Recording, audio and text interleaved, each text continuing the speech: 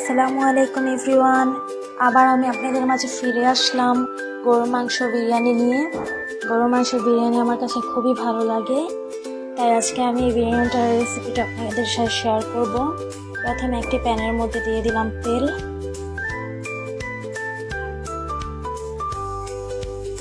এবার এর মধ্যে দিয়ে দিব পেঁয়াজ কুচি, তার মধ্যে দিয়ে দিব আস্থা মশলাগুলো দিয়ে দিব এখনই তেজপাতা, লবঙ্গ, দারচিনি, এলাচ সব কিছু দিয়ে ভালো করে নেড়ে চেড়ে নিলাম।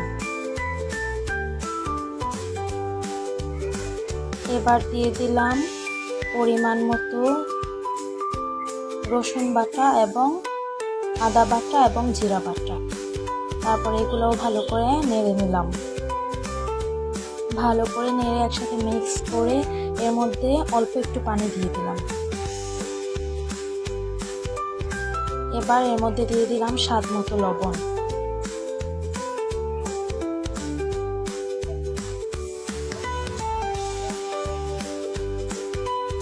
এর মধ্যে আমি শুধু মরিচ গুঁড়ো দিয়ে দিব, কারণ এটা বিরিয়ানির মাংস, তাই জন্য এর মধ্যে হলুদ গুঁড়ো দিইনি। একটি পাত্রে মাংসগুলো ছোট ছোট করে টুকরো করে কেটে নিয়েছি এবং ধুয়ে নিয়েছি। এবার মাংসগুলো আমি দিয়ে দিচ্ছি। মাংসগুলো দিয়ে দিয়েছি। মাংস দেয়া প্রায় শেষ। এবার এটা আমি ভালো করে নাড়াচাড়া করে মিশিয়ে নিব। মশলাগুলো যেন সবগুলার মাংসের সাথে লাগে এরকম ভাবে মিশিয়ে নিব। এবার ঢেকে দিয়েছি, ঢাকাটা উঠিয়ে আর একটু নাড়াচাড়া করে নিব। এর মধ্যে আমি নিয়ে নিয়েছি রাঁধুনি রেডিমিক্স বিরিয়ানি মশলা। এই মশলাটা এর মধ্যে দিয়ে দিলাম। এই মশলাটা ব্যবহার করলে খুবই ভালো একটা ফ্লেভার আসে, তাই এই মশলাটা আমি সবসময় বিরিয়ানির মধ্যে ব্যবহার করি। এবার আমি চলে যাব চালগুলা ভাজতে। আর চাল ভাজার জন্য আমি নিয়ে নিয়েছি ঘি দিয়ে চালগুলা ভাজলে বিরিয়ানির ফ্লেভারটা খুব সুন্দর আসে, তাই আমি ঘি নিয়ে নিলাম। একটি প্যান বসিয়ে দিলাম আর প্যানের মধ্যে পরিমাণ মতো ঘি দিয়ে দিলাম। এবার এই ঘিয়ের মধ্যে আমি চালটা ভালো করে ভেজে নেব। চালটা আগে থেকে আমি ধুয়ে রেখে দিয়েছিলাম পানি ঝরিয়ে, তাই চালটা একদম শুকনো হয়ে রয়েছে। এর মধ্যে চালটা আমি ঢেলে দিয়েছি। চালটা আমি প্রায় 10 মিনিটের মতো ভেজে নিব।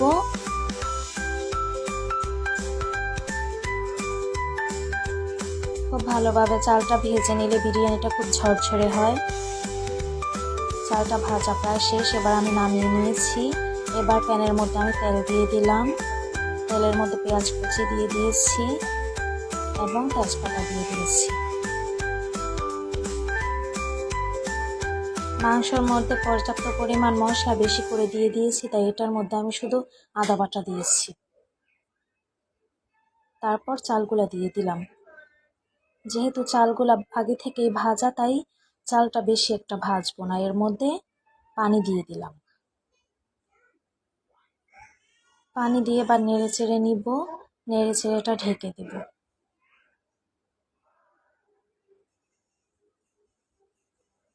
ওই দিক দিয়ে মাংসটা হয়ে গেছে। এবার এই মাংসটা আমি বিরিয়ানির চালের মধ্যে দিয়ে দেব।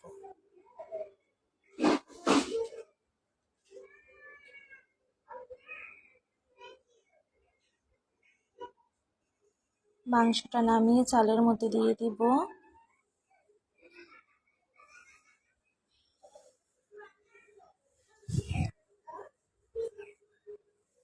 চালের মধ্যে দিয়ে ভালো করে চালটা নেড়ে নিব।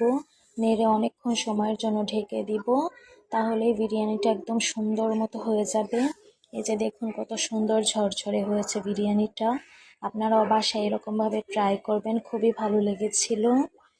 আবারও নতুন কিছু নিয়ে আপনাদের মাঝে হাজির হব। আজকে এই পর্যন্তই। ততক্ষণে সবাই ভালো থাকবেন, সুস্থ থাকবেন এবং আমার জন্য দোয়া করবেন। আল্লাহ হাফেজ।